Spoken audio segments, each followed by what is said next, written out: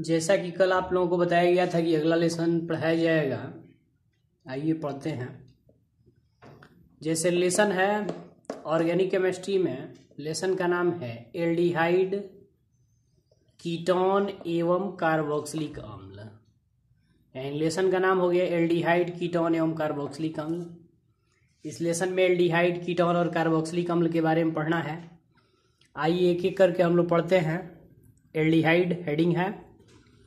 Aldehyde क्या है आइए समझिए। कह रहा है कि एल्डिहाइड एक प्रकार का क्रियात्मक समूह है। एल्डिहाइड एक प्रकार का क्रियात्मक समूह है जिसे सिंगल बॉन्ड COH द्वारा निरूपित किया जाता है।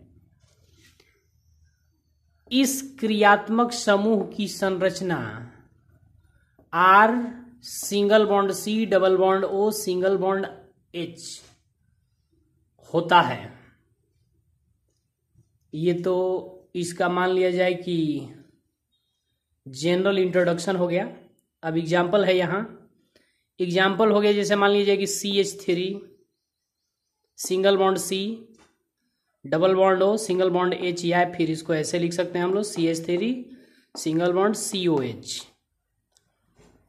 ये तो एल्डिहाइड का परिचय हुआ।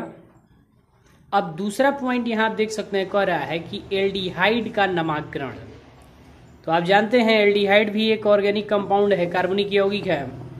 तो इस एल्डिहाइड नामक ऑर्गेनिक कंपाउंड के भी नोमेनक्लेचर की दो विधि हैं। साधारण नोमेनक्लेचर सिस्टम, साधारण नामकरण विधि, और दूसरा हो गया IUPAC नामकरण विधि। साधारण नोमेनक्लेचर सिस्टम हम लोग पढ़ेंगे। आइए तीसरा पॉइंट, साधारण विधि। कह रहा है कि एल्डिहाइडों में उपस्थित कार्बन परमाणु के संख्या के आधार पर R को सुनिश्चित कर उसमें एल्डिहाइड शब्द जोड़ देते हैं।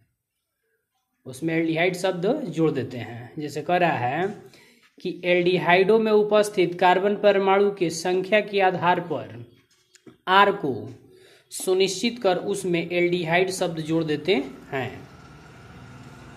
या कह रहा है या इसके प्रारंभिक सदस्यों का नामकरण इनके ऑक्सीकरण द्वारा बनने वाले कार्बोक्सिलिक अम्ल के अनुसार होता है। या कह रहा है कि इसके प्रारंभिक सदस्यों का नामकरण उसके ऑक्सीकरण द्वारा बनने वाले कार्बोक्सिलिक अम्ल के अनुसार होता है। कार्बोक्सिलिक अम्ल के अंत में IC एसिड को हटाकर एल्डिहाइड शब्द जोड़ दिया जाता है। ये तो भाषा रहा। कॉमन नोमेनक्लेचर ज़्यादा महत्वपूर्ण है समझना। आइए समझने की कोशिश कीजिए, उम्मीद है समझ जाइएगा। यहाँ एक शब्द दिया था भाषा में कि उसके ऑक्सीकरण द्वारा बनने वाले कार्बोक्सिलिक अम्ल के अनुसार होते हैं। ऑक्सीकरण द्वारा, ऑक्सीकरण आप जानते हैं। ये हमने लिखा H single bond C double bond O single bond H। इसको केवल देखिए अभी। अब आप देख सकते हैं कि इसका ऑक्सीकरण करा रहे हैं। इसका H single bond C double bond O single bond H, इसका ऑक्सीकरण करा रहे हैं, ऑक्सीडेशन करा रहे हैं। तो इसके ऑक्सीडेशन के बाद यहाँ बन रहा है H single bond C double bond O single bond OH। यानी इसको एक जगह लिखा जाए तो स्ट्रक्चर है, एक जगह लिखा जाए तो ये हो जाएगा HCOOH।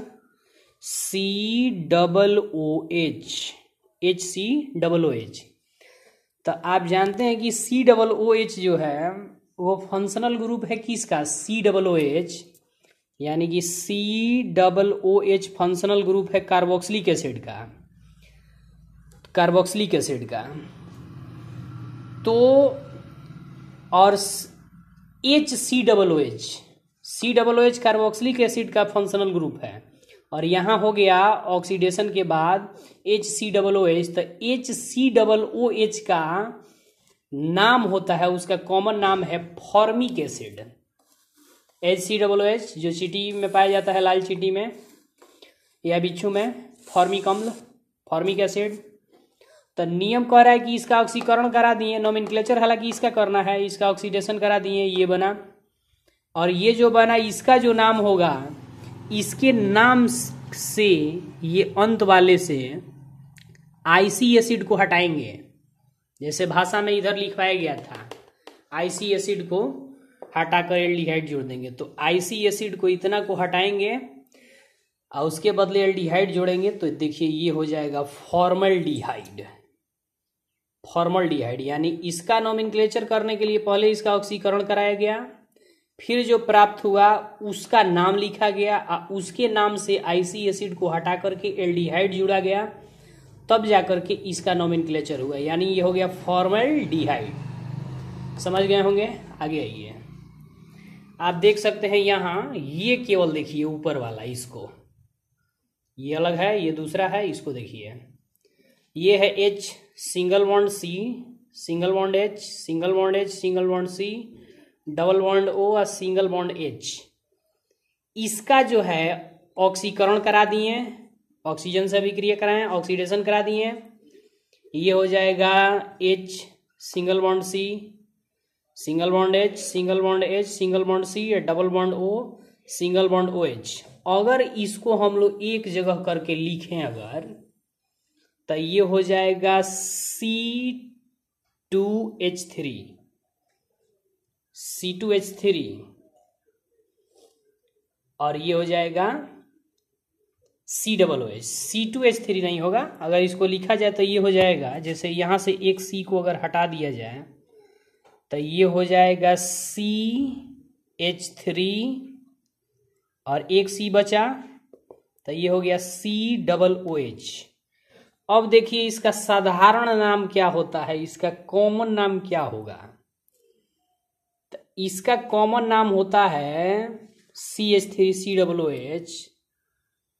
आप जानते हैं क्या होता है, क्या होगा? इसका नाम होगा ethanoic acid. Ethanoic acid, ethanoic acid इसका नाम होगा, लिखेंगे तो इथेनोइक एसिड, इथेनोइक एसिड। तो इथेनोइक एसिड में लास्ट में आईसी और एसिड आएगा, आईसी एसिड को हटा देंगे, उसमें जोड़ देंगे एल्डिहाइड, तो हो जाएगा